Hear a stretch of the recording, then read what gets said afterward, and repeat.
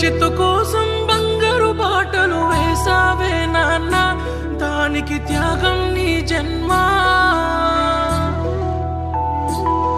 నా జీవితాంతం రుణపడి ఉన్న చాలున ఈ జన్మ, నీ రుణం తీర్చుకోగలనా? నా భవిష్యత్తు కోసం